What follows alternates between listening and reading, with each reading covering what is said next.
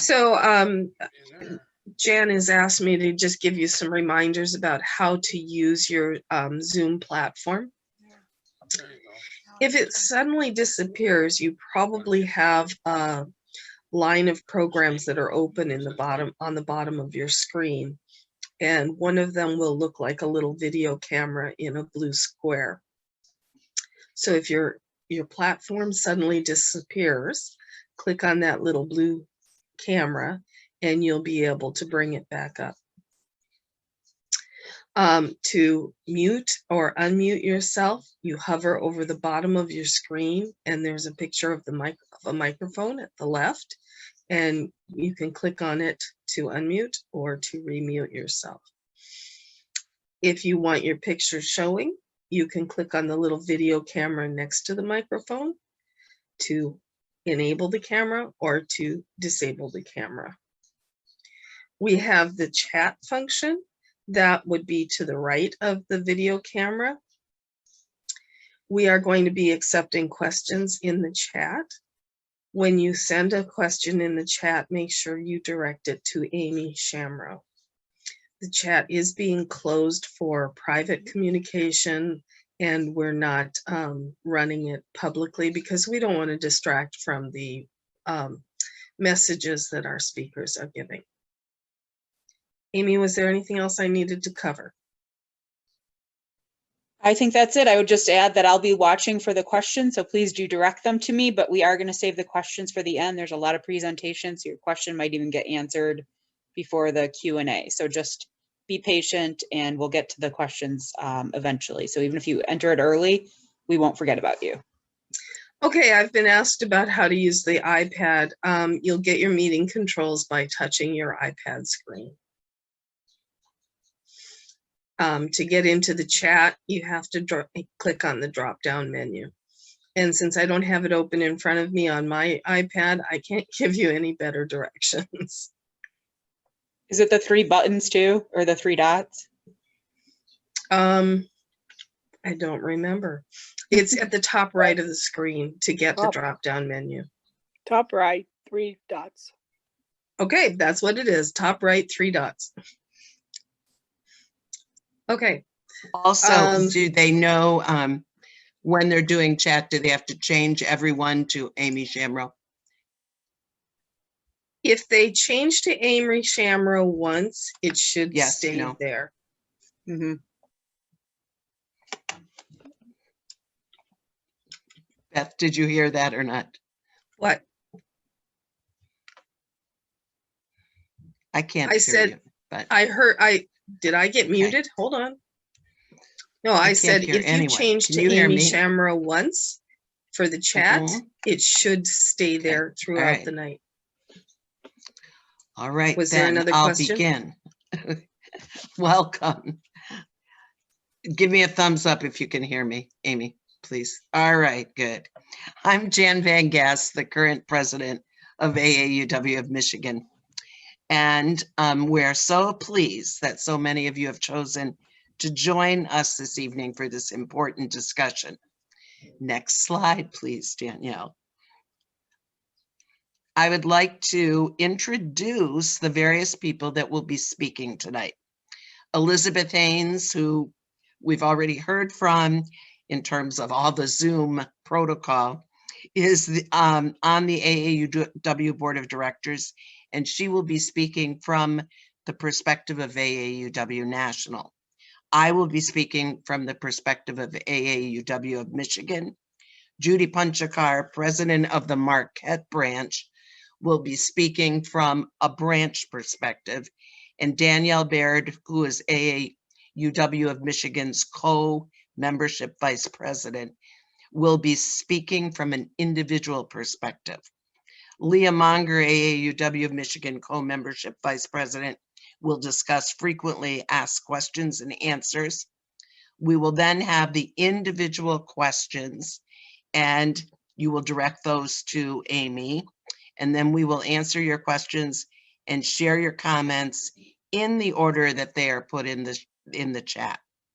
We did have one question that was submitted ahead of time, which was what we had asked, that any questions be emailed. and we will answer that question first.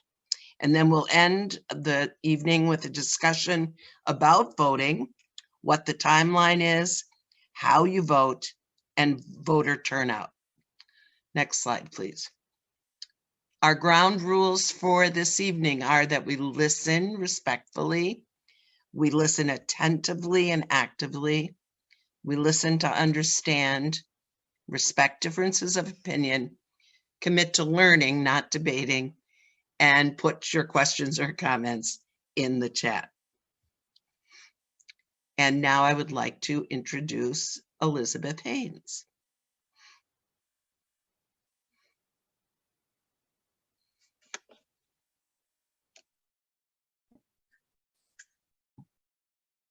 Darn it, I muted myself. Okay, so I was asked to give the board perspective because I am a member of the AAUW board. And the main point that I would like to make is, and then I'll give some more details, but the main point is that this is really a sustainability issue. If AAUW is to continue into its next century, we need to change to meet the demography of today and tomorrow. If we don't meet the demography, we will become unstable or unviable. Currently, dues fund approximately 20% of AAUW operating costs. AAUW is not a tier 1 women's advocacy organization. It's probably more like a tier 3. It's been replaced by groups like Time's Up, Girls Who Code, and Lean In. Funders do not want to fund nonprofits where there is a disconnect between mission, vision, and membership practices. So our AAUW mission, of course, is, I can't read this, is to advance gender equity for women and girls through research, education, and advocacy. Our vision is equity for all, and we value nonpartisan, fact-based integrity, inclusion, and intersectionality. With all of those as our mission, vision, and values, we still eliminate a whole sector, a vast sector of women and men from our organization by limiting our membership to those with degrees from either a junior college or a four-year university. You can change the slide, Danielle. So who is eligible to be a member of AAUW? It's women, men, non-binary people with a bachelor's degree or higher from a four-year college or university, or women, men, non-binary people with an Associate of Arts degree from a two-year college. Who's ineligible? Persons who began but did not complete their studies. My brother needed, I think it was 8 units to get his degree. He wouldn't be eligible to be a member of AAUW. Working professionals who do not have college degrees, and even our flagship pay equity flag bearer, Lily Ledbetter, is not qualified to be a member of AAUW. You can change the slide, Daniel. I like to think about the historic roots of what AAUW is. In the 19th century, AAUW provided opportunities for women to use their education to support other women. In the late 19th and early 20th century, we provided early research, which first proved that education didn't cause women to become sterile. And then in around 1914, we had a piece of research that demonstrated the wage disparity for equivalent work in civil service workers. AAUW also provided a supportive peer group. Next slide. Today, our areas of focus are education and training, economic security, leadership, and governance and sustainability. Opening membership will promote all of these areas of focus. We will be addressing the barriers and implicit biases that hinder the advancement of women.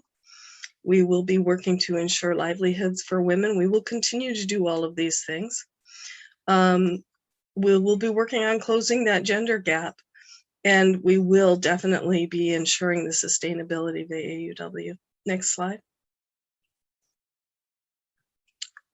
Many people say, well, what will make us unique if we don't keep our education requirement?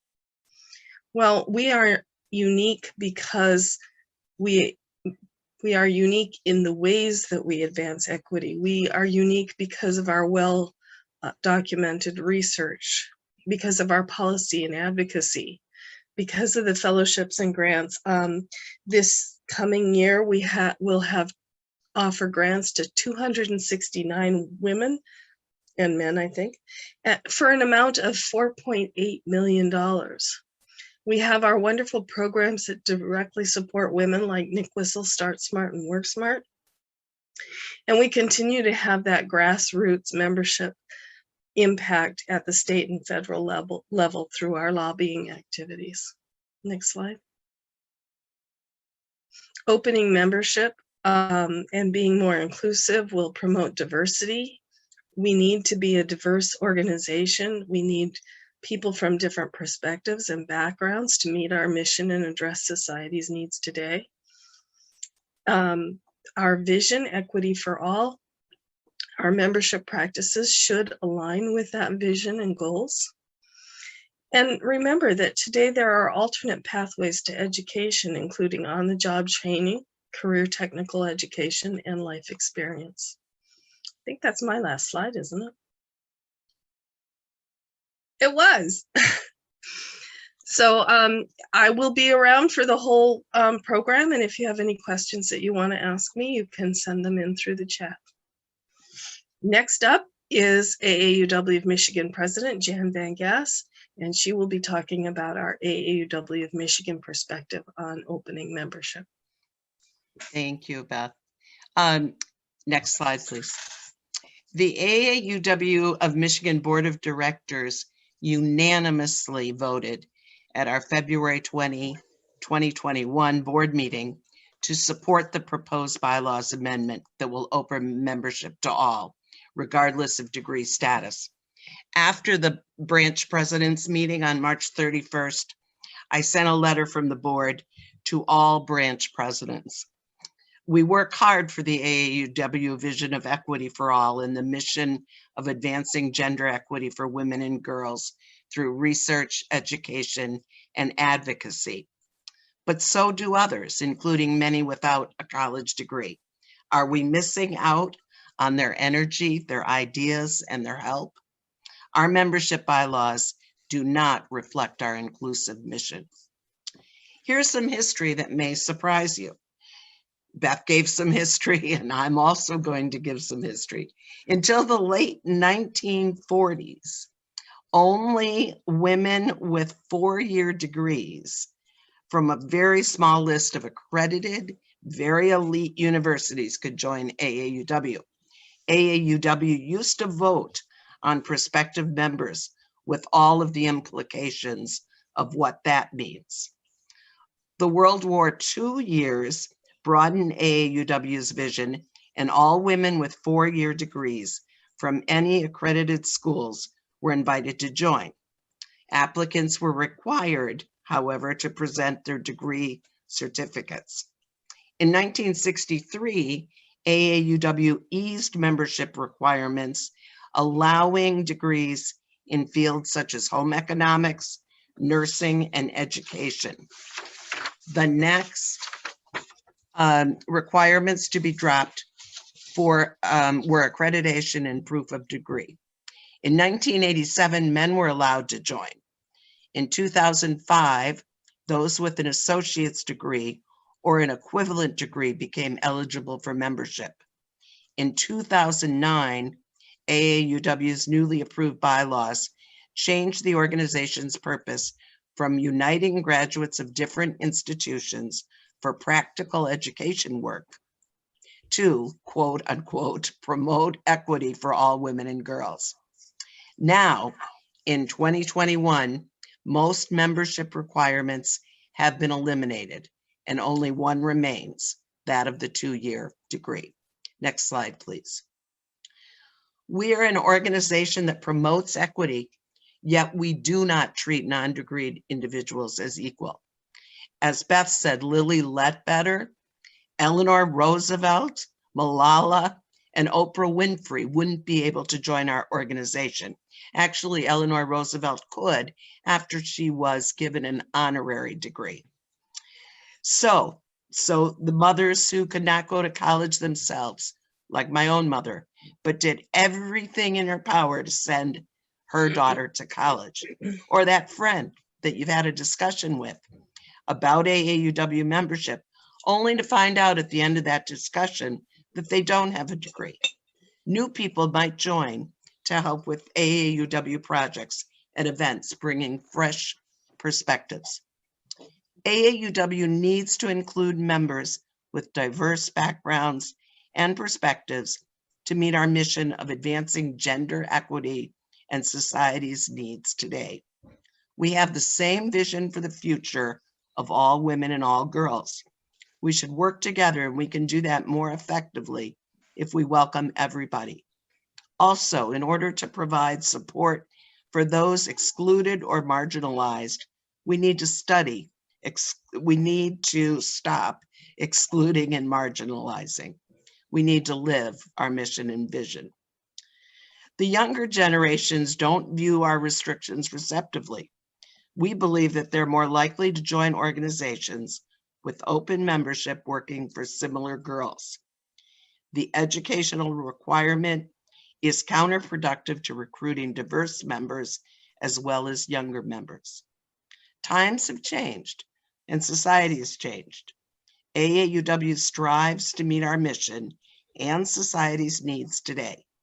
Younger feminists care about our mission, but don't join us because they see us as an exclusionary or elitist organization, one that hasn't evolved into modern thinking about equity and inclusion. AAUW's future face would include more people of all backgrounds and colors and more hands working on our mission. We would be an organization that welcomes everybody. Next slide, please.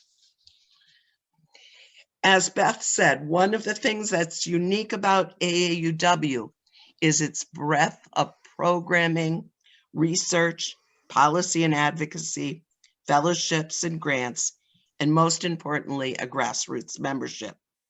The bylaws amendment will not affect the uniqueness of AAUW.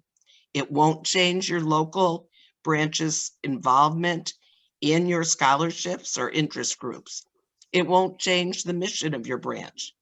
Mission isn't determined by a degree, but by belief in and dedication to equality for women. We should open this powerful grassroots network up to all who support our mission. Quite a few corporations and foundations refuse to grant funds to organizations that discriminate. Yes, that's how they view this requirement. Corporations and foundations prefer to work with and/or fund organizations that adhere to their diversity, inclusion, and equity policies and practices. This reduced funding pool restricts our work. We lose out on dollars that could help us move forward with our mission and vision, which puts a bigger burden on the members to contribute to AAUW. Our member dues currently only constitute 15 to 20% of AAUW's total revenues. There's also many paths to education beyond colleges and universities. As important as the P through 12 and 4-year college system is, education comes in many forms, including career technical education, on-the-job training, and similar education routes. Education comes in many forms. Those who do not have degrees can still be strong advocates for our mission. AAUW Michigan understands why some members might be reluctant to embrace the idea of open membership. It's long been a badge of accomplishment for women to earn a college degree, and we all enjoy socializing with others who enjoy the same things. However, shared values are not an automatic byproduct of a college degree. AAUW empowers women. How does keeping the membership requirement help you empower women? AAUW must evolve to survive. Now I'd like to introduce Judy Punchakar from Marquette.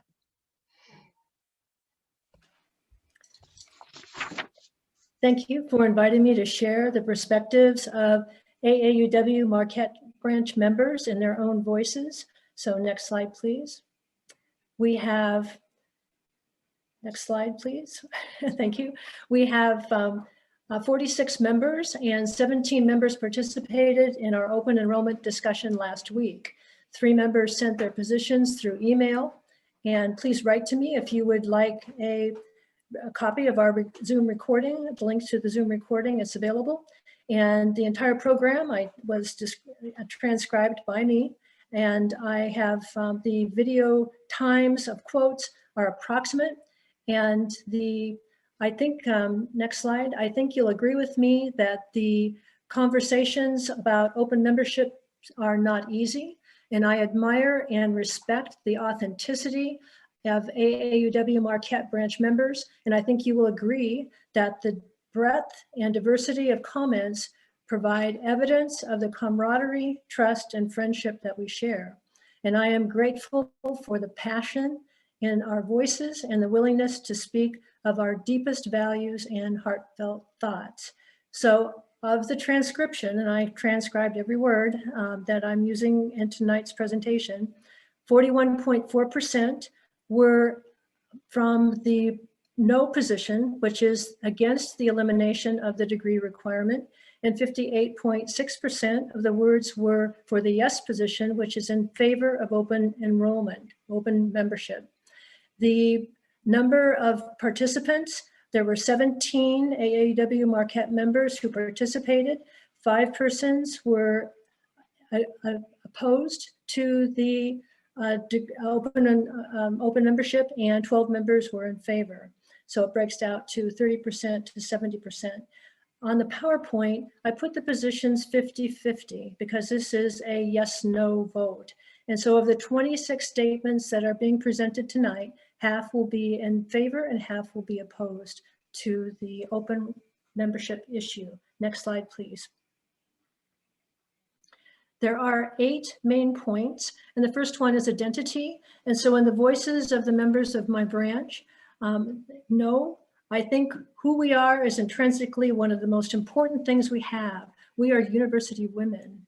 And then yes, well, we allow men. We all value higher education for women, but we are not a group of university women. And then no, it's a shame that University Women cannot still be that organization that knows enough to bring in others in some way without losing our identity. The next point is the reaction to the rule change. So yes, as far back as maybe 20 years ago, I was at times sad because I had friends that I knew would make wonderful members of our branch, and I could not ask them to join because I knew that they did not have a degree. That made me very sad because they would have been wonderful.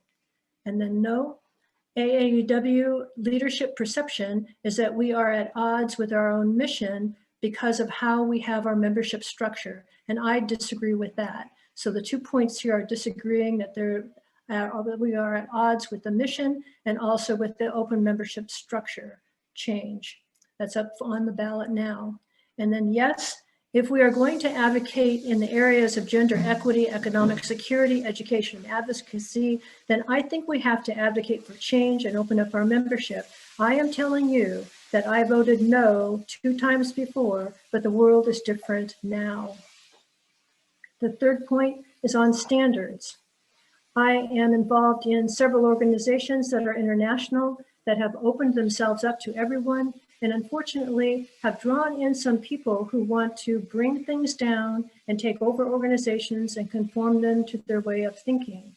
We need to maintain our standards. So the next point, the degree significance. This is the 4th point. For no, I just don't think that someone who hasn't gotten at least a 2-year degree is really going to be interested in promoting education. You have got to prove it by being educated yourself, formally as well as informally. And yes, higher education has changed in the 50 years I have been involved with it. It is far more focused on a specific profession, and it's beneficial to our organization to open the doors to more students and anybody who is interested primarily in education and in educating themselves and encouraging other people to get an education. And then no, I struggled to get my degree and I cherish my degree. Now, the sense of accomplishment here in the voice is that of obtaining a degree and working hard for the degree, that sense of accomplishment. And then yes, I got to go to college and nursing school when we had the maximum amount of money put into public education, and I benefited from that. People my age did. The kids who are not benefiting from it are all the young people coming up now. So the 5th point is on the degree significance. For no, I didn't, wait, next slide. Sorry. Membership implications. Wait a minute.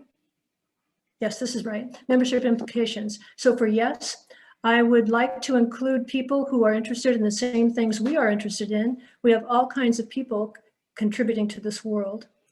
And no, I'm hoping the organization works harder to get more people eligible instead of dropping the eligibility requirements.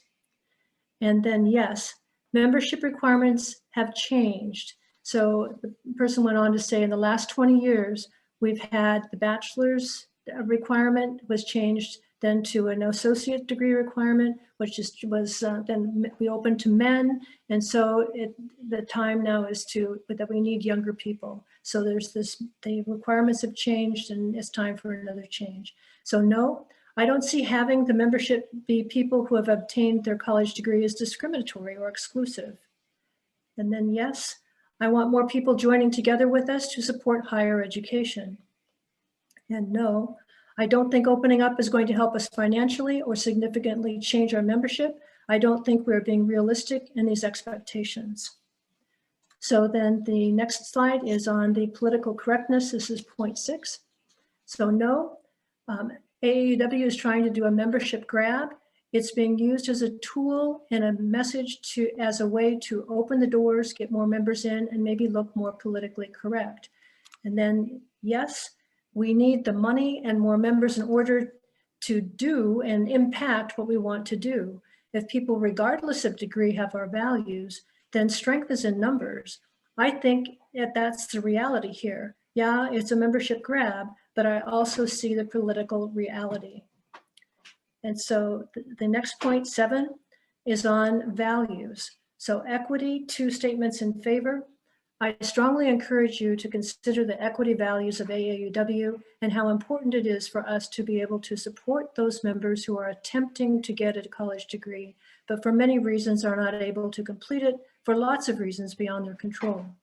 And yes, I would prefer to be in organizations that let everybody in. The mission is not just women, the mission is gender. Gender equity means, as Ruth Bader Ginsburg said, what's good for women is good for men and vice versa. So this leads us to the final point, the values conflict. And so yes, 2 AAUW Marquette members left because their degrees in diversity classes advocate for equity and inclusion, resulting in a values conflict with AAUW's exclusive membership. Both said they would come back, but no, well, leaving is disingenuous because on the curriculum vitae, there will be organizations to which they belong that are exclusionary. And then no, if we go by 2 people who have resigned because they don't think we are being equitable, that's 2 people out of our entire membership. And yes, I think we have to stay strong in those values and that mission. I don't think having money or a degree makes you the right person to be part of our organization. Values do. And then no, I don't think we have any way of assessing people's sincerity about our values. One way of assessing your values in terms of an education is if they have made some effort to get an education beyond high school. And then the final slide to wrap things up. Values are ideals, such as diversity, equity, inclusion, education and justice, and education in this term really is wisdom, but education and justice. So lived experiences cause people to see values differently. And the conflict in values cause anger, which leaks out in unfortunate ways, snapping at a friend, leaving an organization, feeling angry every day, composing a life of conflicted feelings. So I urge you to be patient, vote your values, stay in AAW. Thank you.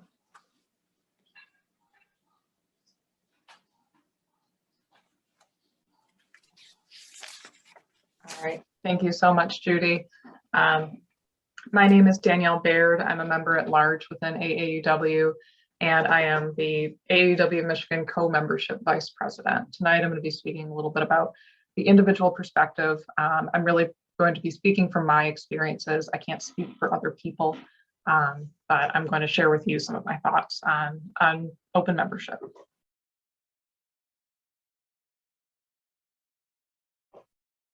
So we're at a point in our organization's history where we as individuals and as a group need to evaluate where we are and where we want to go. Part of that involves a mirror check. So in listening to some of the comments presented by Judy just now, what I heard underlying some of those comments actually was fear. And fear can come out in ugly ways and does cause us to act in ways that don't always align with our values. And so we have to be willing to look at ourselves and ask, why does this open membership vote matter to me? What are my values? Where are my feelings around this coming from? Why do I feel that it needs to be a certain way? Why does it need to be my way? Are we holding on to something?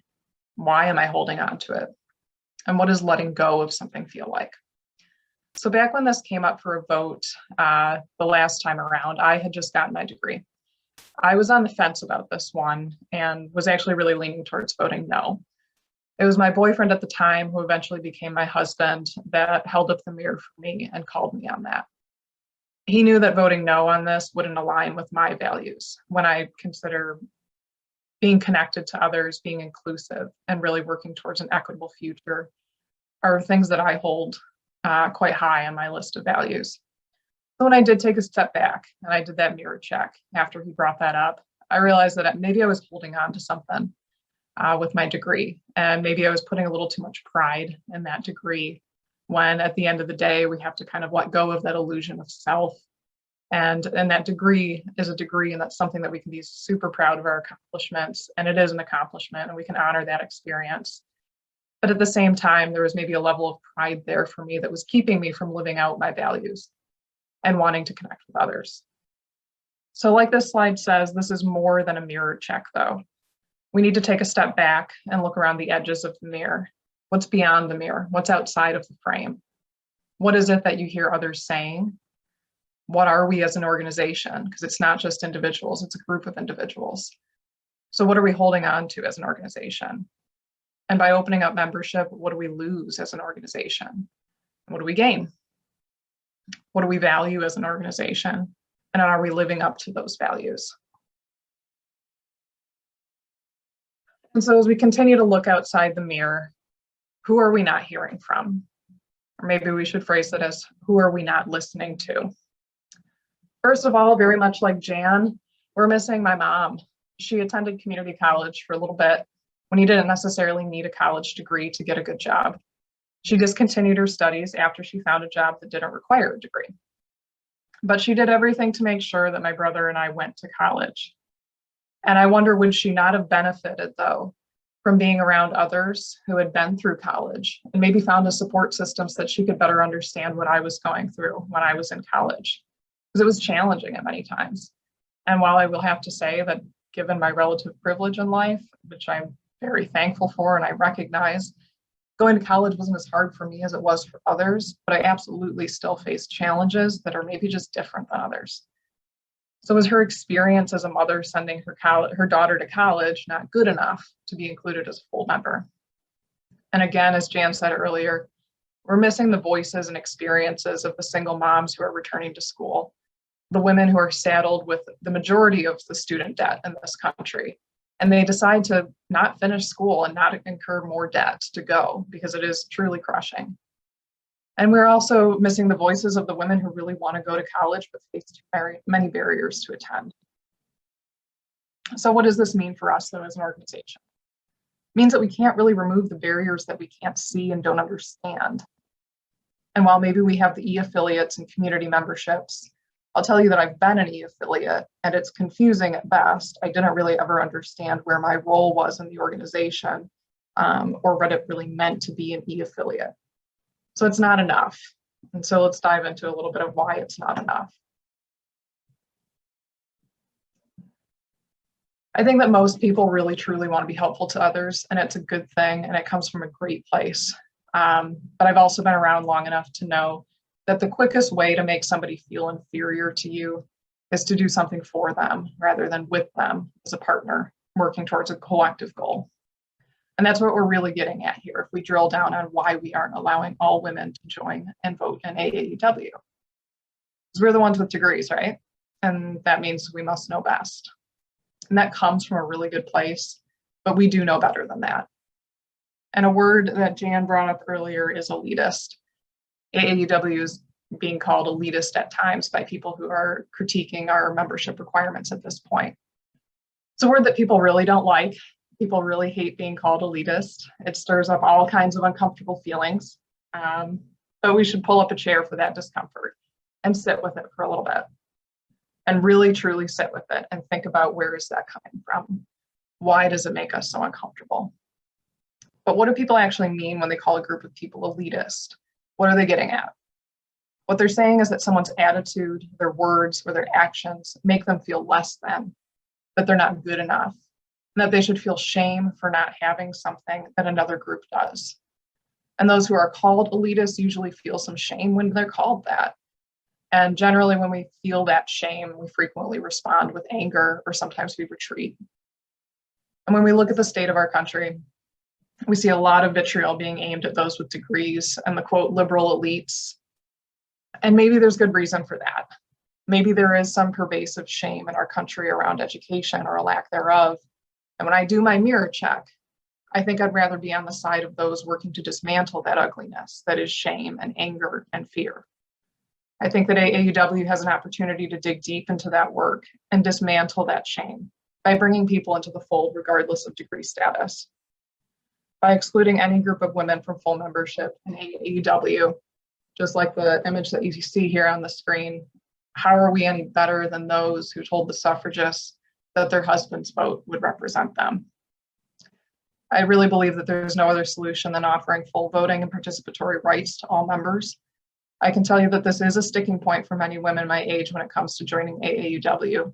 And again, when I do my mirror check, I have to consider whether it aligns with my values to remain at AAUW. I'll ask again, what do we lose by opening membership? What do we gain by opening membership? Conversely, what do we lose by keeping membership closed? And what do we gain by keeping membership closed? So we know that there's strength in numbers, and we know that on the current path, with all of the efforts that have been put into attracting new members, it just isn't happening. So let's do that mirror check ourselves. Let's dig deep. Let's see where AAUW fits into that puzzle of dismantling barriers to education and dismantling some of the divides in our country by offering a point of unification. I do really love the universality of the Helen Reddy song, I Am Woman. And I'm sure that we all know those opening lines, I am woman, hear me roar, and numbers too big to ignore. So let's make AAUW too big to ignore. So we have a long way to go in dismantling the barriers that women face in education and in the workforce. Next up, we have Leah Monger, who is my counterpart as the co-VP of membership for AAUW of Michigan.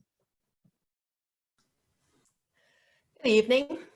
I've been asked to run through the frequently asked questions that are on the AAUW Open Membership Toolkit, which you can find on the AAUW website. I'm going to be adding a touch of my own perspective to the responses that appear on the website. And I apologize that some of my comments are going to include some duplication with information that's already been shared this evening. That's the, the problem of being the last speaker. So Danielle, the next slide, please. So one of those questions in the toolkit is if we drop the degree requirement, how can we say that we still care about education? Well, the mission of AAUW is advancing gender equity through research, education, and advocacy. And the vision is equity for all. Education is a means to achieve the goal of gender equity. So clearly it is still very important. However, it is not the only means of achieving gender equity. There are roads to professional and economic success that do not include post-secondary degrees, including apprenticeships, the military, on-the-job training, certification programs, and trade schools. There are many people without post-secondary degrees who value education. Many of those people have been blocked from pursuing higher education themselves because of discrimination and inequity. And it should be noted that people of color have lower rates of attainment than whites. We perpetuate discrimination and inequity and limit the diversity of our organization by excluding non-degreed persons from membership in AAUW. The three key focus areas of the AAUW strategic plan are education and training, economic security, and leadership. There is no minimum income threshold to become a member of AAUW, nor is there a requirement to demonstrate leadership. What then is the rationale for requiring an academic credential? It should be noted that AAUW will continue to be a leader in awarding fellowships and grants to fund women's graduate education, and elimination of the degree requirement will not change these programs. Daniel, next slide, please. Don't we dishonor the legacy of our founding mothers by eliminating the degree requirement? When Marian Talbot and other founding mothers of AAUW created the Association of Collegiate Alumnae, there were very few women with college degrees, and it was very difficult, if not impossible, for women to gain admittance to colleges and universities.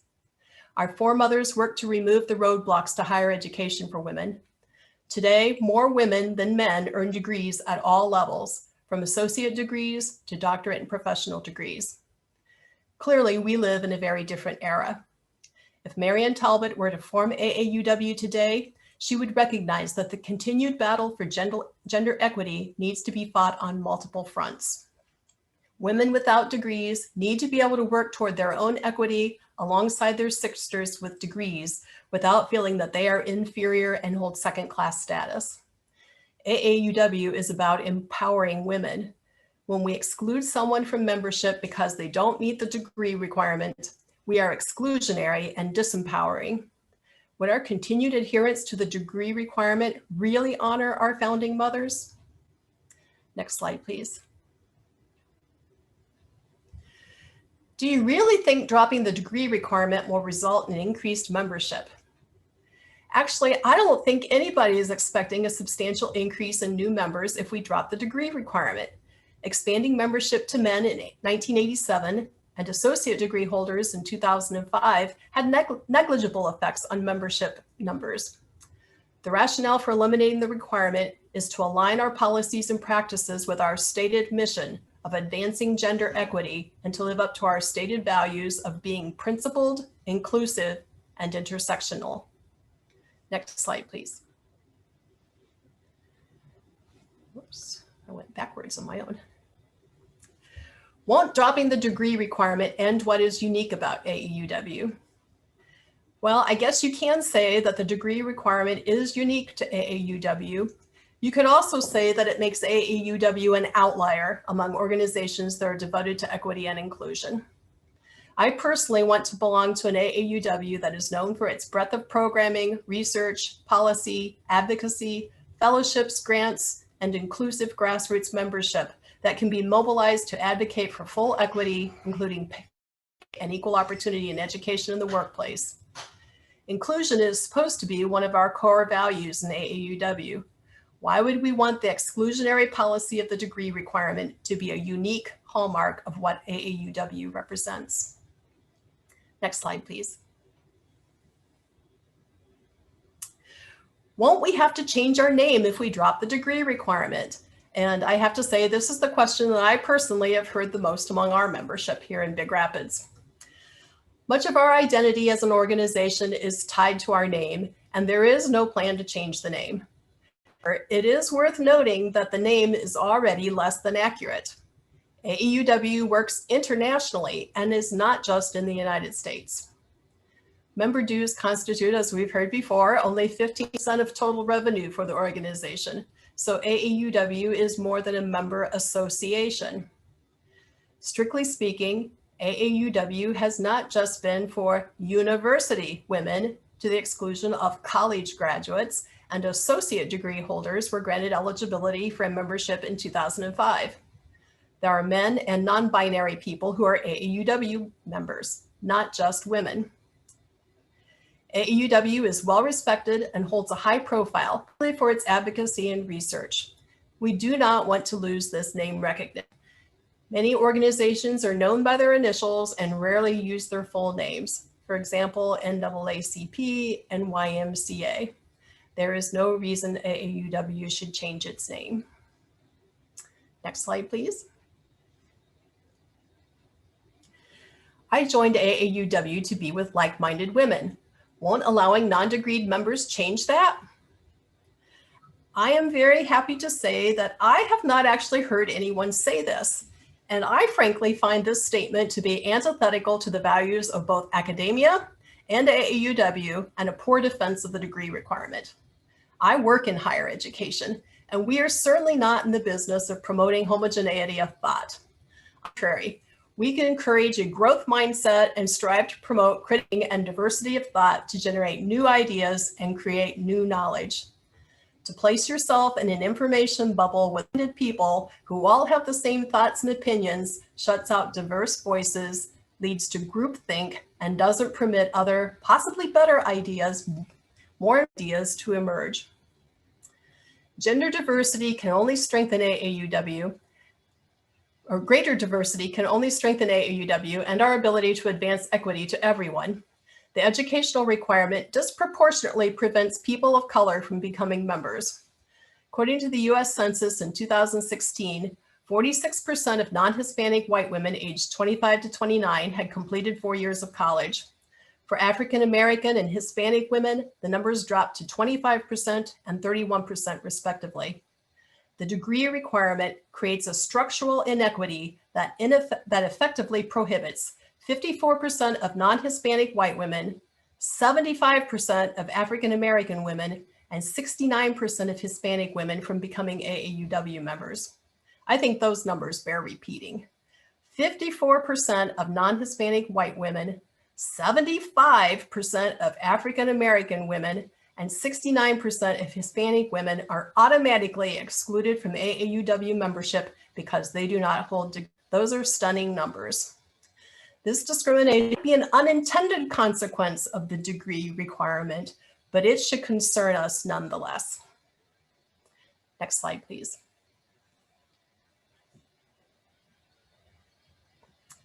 It's not that hard to get any more.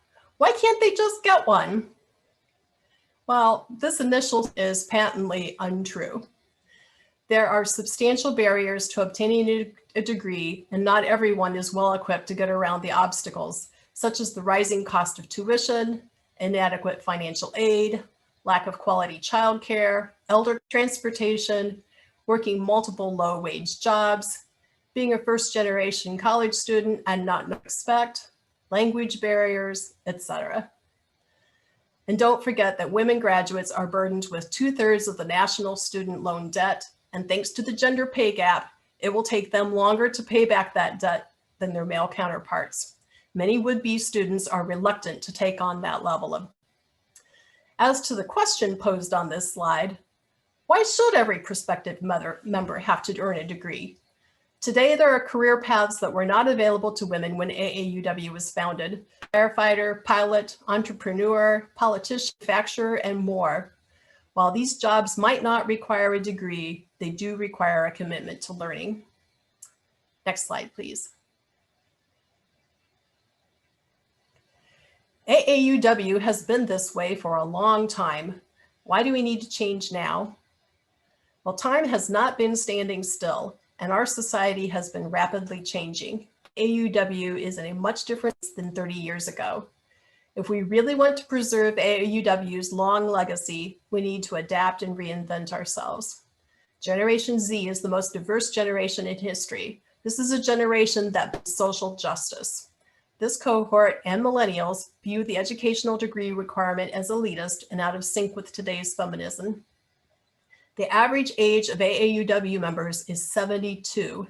If we want to be relevant to younger generations, we need to present ourselves as open inclusionary. Next slide, please. Haven't we voted on this before? Why are we doing it again?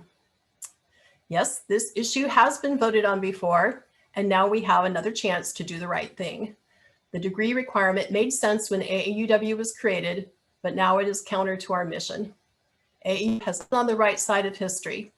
Let's correct that injustice now so that future generations will look back and be inspired by our actions. This concludes my remarks, and I think Amy, who has been monitoring all the questions in chat, is going to facilitate the Q&A now. Sure, and I'll just start saying we've got a couple of questions that I'll bring up here, but also weren't flooded with them. So if anybody had some and wasn't sure, or maybe couldn't remember my last name and wasn't sure, you can feel free to enter right now, and I'll keep my eye on the chat as well. So the Amy, first let question. me, if I could first though, do the one that's submitted ahead Oh of yes, time. Jan, please do. I don't have that one. Please do it. This one was submitted by email ahead of time. So, and I believe we've answered it, but I think it's an interesting way of looking at it. If we're now opening up the membership to women without degrees or certificates of completion of educational programs, are you also, not me personally, but is AAUW planning to change the name of the group from American Association of University Women to what? And I do agree with the change of certification for membership, as this is what kept me from joining originally. And I think, you know, if all of us have said that we are saying things more than once, and I think it's really important that we hear things more than once. I need about 8 times before I listen to my husband sometimes, but I think that we know the answer is there is no intent to change the name. And AAUW is recognizable, as Leah said, just like NAACP, YMCA, where I work out every day, but I'm not a man. So anyways, I think we answered that question. Yeah, and frankly, I don't know that any of us have referred to the American Association Right. of University Women all evening. It's too big a mouthful. We don't call it by its name. We call it Right. AAUW. Right. And I'll chime in and say at national, when we used to do nationals, I think it was at New Orleans, they started the big push to be known as AAUW already then, because we were having issues that men didn't think they could be members, that it ignored the somewhat recent change of allowing associate degree holders and other things. So just tossing that in right there. I remember that being when they rebranded and did all the colors, and that was part of that movement. But yes, let me get back to the questions. I don't know if you guys want me naming names. I was going to keep them anonymous just so people could feel free to ask anything.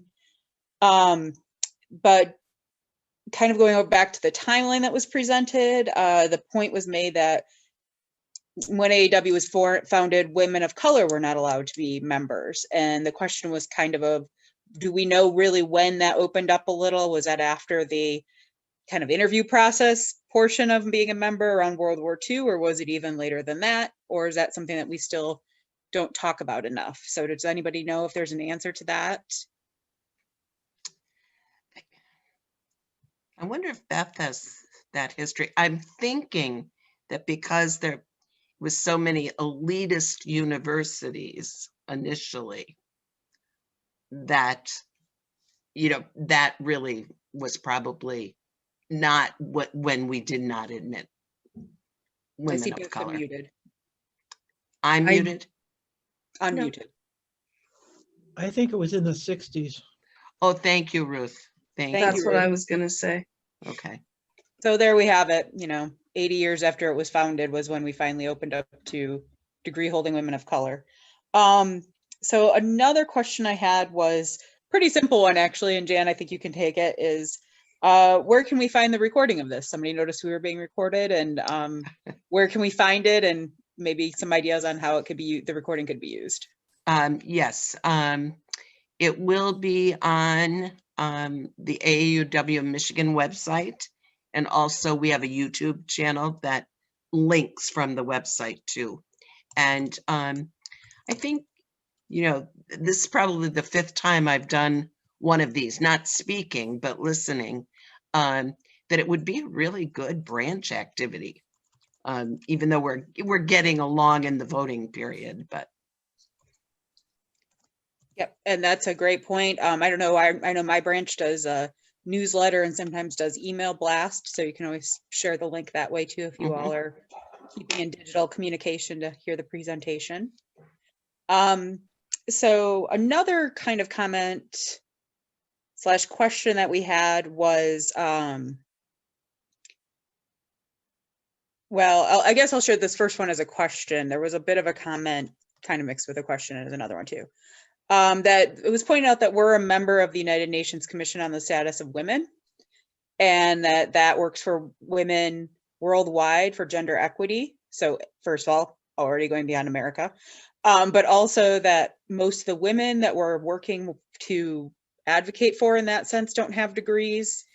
So, is this something that might affect our status in groups like that down the line, as we're obviously moving towards a different view on equity and inclusion, especially this last year where we've had a lot of harder conversations about race and inclusivity and just equity in general. So I guess the question was, and maybe Elizabeth can address this, or maybe speak to if the board's talked about that, how this might hurt us more than even just getting grants, but also our status with our education elements and research elements if we remain more exclusionary. I think the bigger concern is the general perception out there. Some of you may have seen, excuse me, the article in the Lily that came out in the fall. The Lily is a women's perspective publication put out by Washington Post.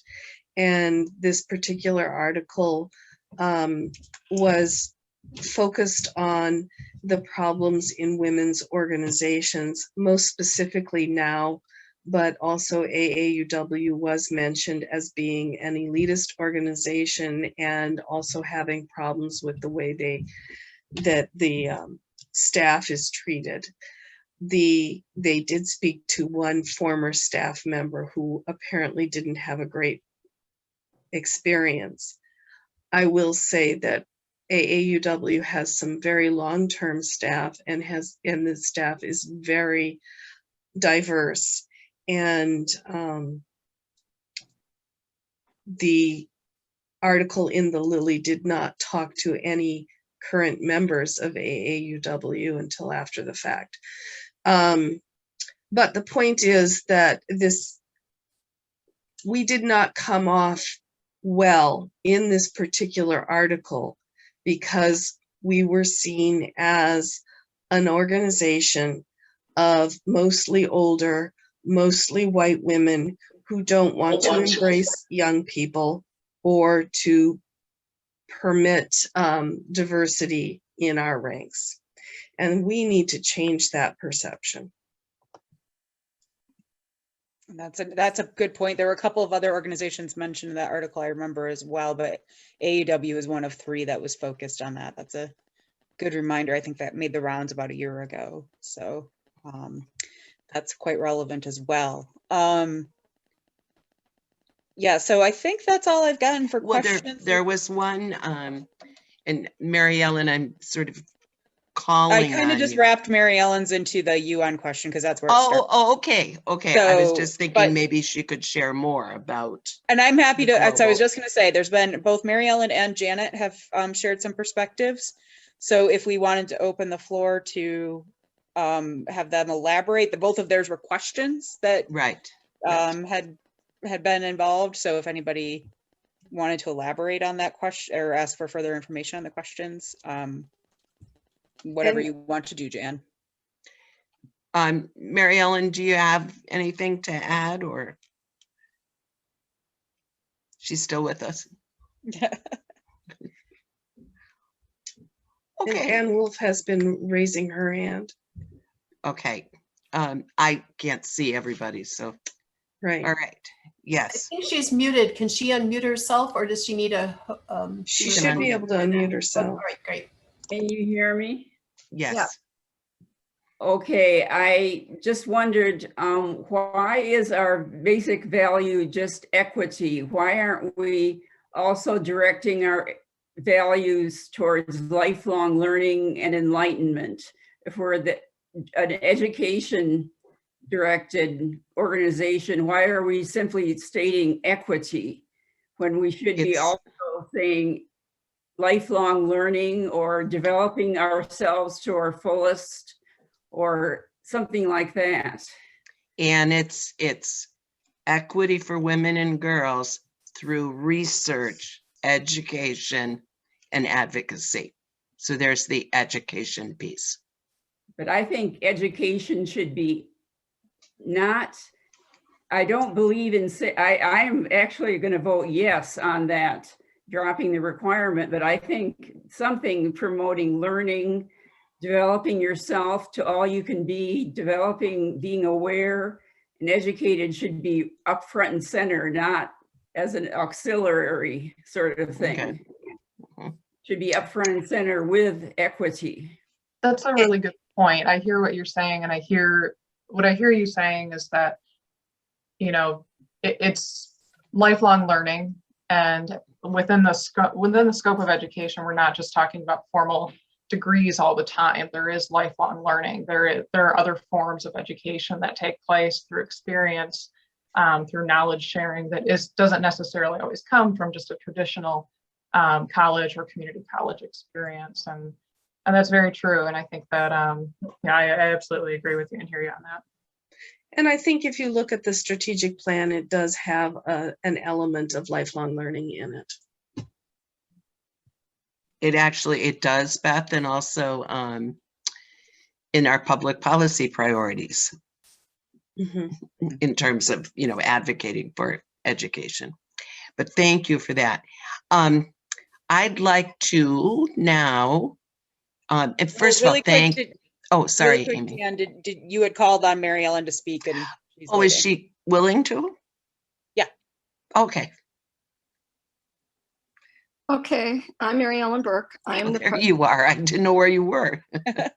I'm the president of the Grosse Pointe branch. First of all, I've been going to all the Michigan meetings pretty much since I became president, and I'm very impressed with both your use of technology and your presentations. And this one tonight, I really liked how you address the issue from the national, the Michigan, and the branch viewpoint. And I just want to add that AUW also has a global impact in the world.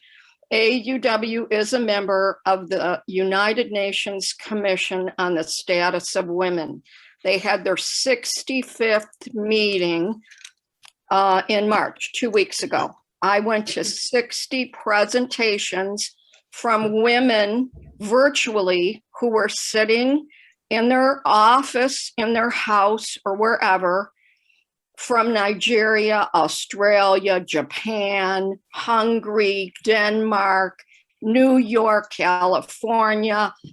It was 25,000 women worldwide who were picking different presentations over the course of 6 weeks, which were, by the way, an hour and a half to 2 hours long, because a lot of them had 7 panelists who were talking about child marriage in their country, female genitalia mutilation.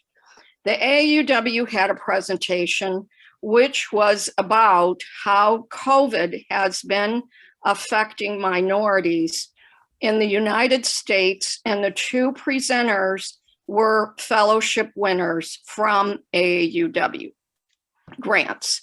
So I'm just saying that we want to participate continually, globally, because we are focused on education. Whether if you're not having a book sale, promoting it in your community, the national organization is promoting it. They are giving money to women researchers.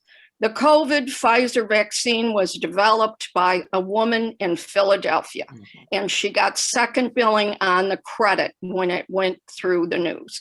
We've got to change this. We need every woman and man who is out there wanting to make the world better for all women. The men have daughters, wives, granddaughters, sisters. Economically, we are robbing the world of our talents by not allowing women to be on an equal status with men. Right now, there's only 23 world leaders who are women.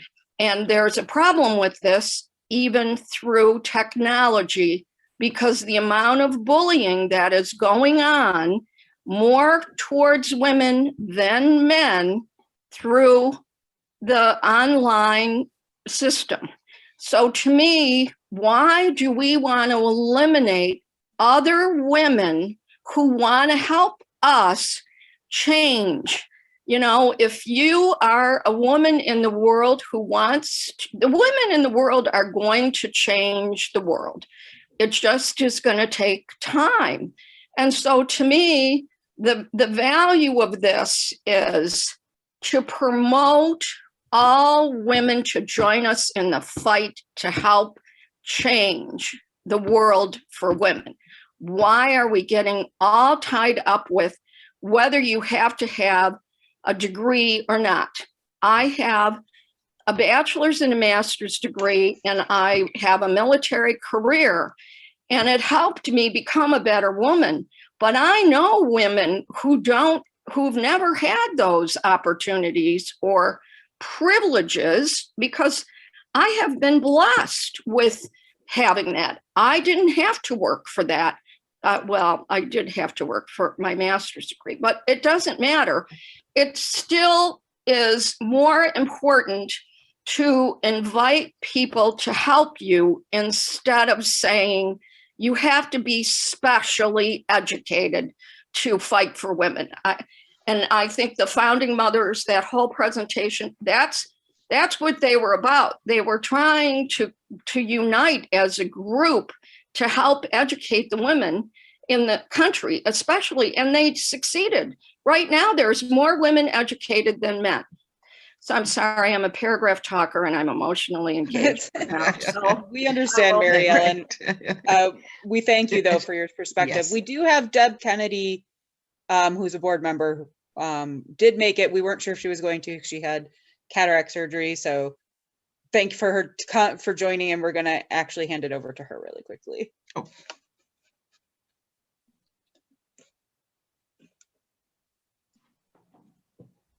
She muted.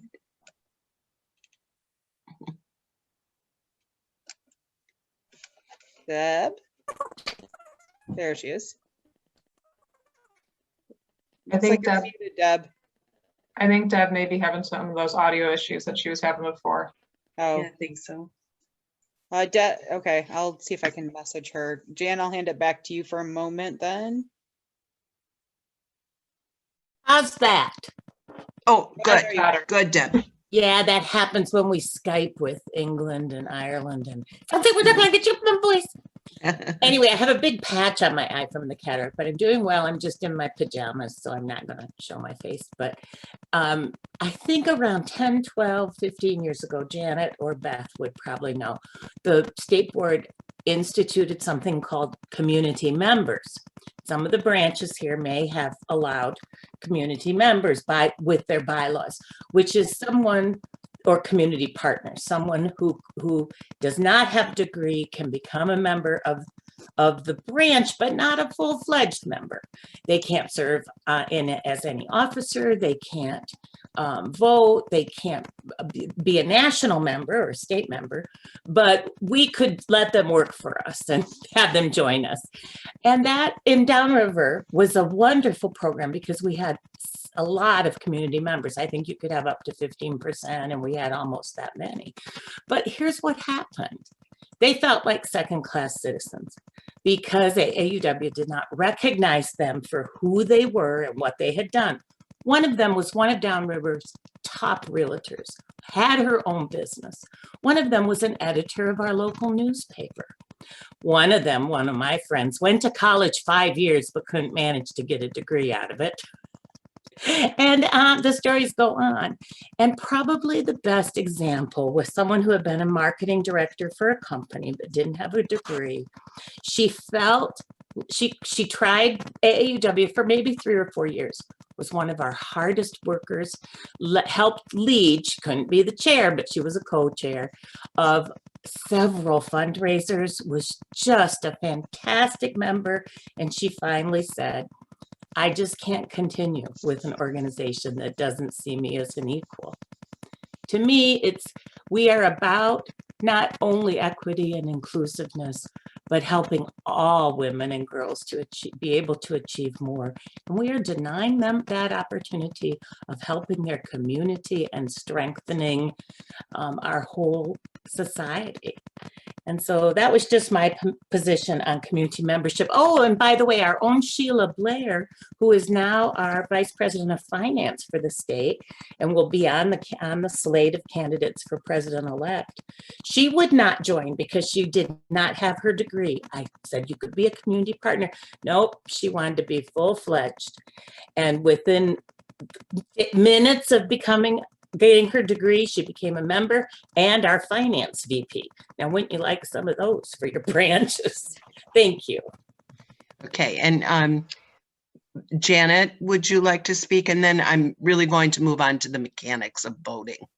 So just really quick, and I think it's just kind of piggybacking on what everybody else has said, but I know during the presentation, it was mentioned that people who did not have a degree may not be able to advocate for people to go to get a higher education. And I think that's a false assumption. Many of us probably can say this. My story is my parents didn't attain an 8th grade degree, education, but they encouraged me to get an education beyond high school. So to say that someone who doesn't have a degree can't understand or would not advocate for women or anyone to get further education is just a false assumption. And then the other piece of it is that these very same people would very likely support from a financial standpoint. They would probably contribute to the funds that support the scholarships and grants that we offer. So that's Thank you, Janet. Can you share the screen, please, again, Danielle? All right, so the voting period, next slide, please. The voting period, it opened on April 7th and closes on May 17th at 5 p.m. Eastern time. And if you're voting online, however, paper ballots must be postmarked by Friday, April 30th at 11:59. The deadline, and there's been some confusion about this, I myself received an online, the message from Shannon on the day it opened, April 8th. And then the next day I received a paper ballot. And so if you did get a paper ballot, or if you want one, they must be requested by tomorrow, Friday, April 16th. So call 800-326-2289 or email your name and address to connect@aauw.org. And the vote results will be posted May 19th. Excuse me. Next slide. The vote is determined based on one vote for one member. And as I said, you should have received an email from Shannon Wolf on April 7th with your member ID and your voter PIN, which are unique to each member. If you expected to receive a voting email and did not, check your spam filters, first of all. And paper ballots, as I said, were sent to anyone who had unsubscribed for a period of time. That's what they told me, even though I didn't think I ever unsubscribed. But and you can email connect@aauw.org to get your member ID and your PIN. So if you receive both, like I did, know that you can do either one. You can't vote twice because of the member ID and the PIN being unique to each person. So next slide, please. You're voting on three things. For the two board of directors, including our own Elizabeth Haynes, one board vice chair, and one board chair. You're voting on the changes to AAUW's public policy priorities for 2021 through 2023. And you're voting on the bylaws changes, eliminating the degree requirement for membership. And in terms of the details, next slide, please, of voting, the AAUW bylaws require that submitted ballots equal in number to at least 5% of the votes entitled to be cast by members is the quorum required for a vote to be counted. A choice of abstain counts towards that quorum. Jan? I was going to say, I was on a governance committee. I'm on Nationals governance committee, and we had a meeting on Monday. We've already reached the quorum. Is that what you were going to say, Beth? I was going to say that. I was on the finance meeting today. They said they're at about 10% at this point. Right, right. The directors then are elected by a plurality vote, and the public policy priorities can be amended with an affirmative vote of a majority of the votes cast. However, the AAUW bylaws require an affirmative vote of 2/3 of the votes cast in order to amend the bylaws. So next slide, please. And this is AAUW of Michigan history. In 2018, when we voted last on the bylaws amendment, 17.5% of 3,376 eligible voters in Michigan cast votes. And AAUW of Michigan, and I know your branches strongly support Get Out the Vote. It's time for us to walk the talk and vote ourselves.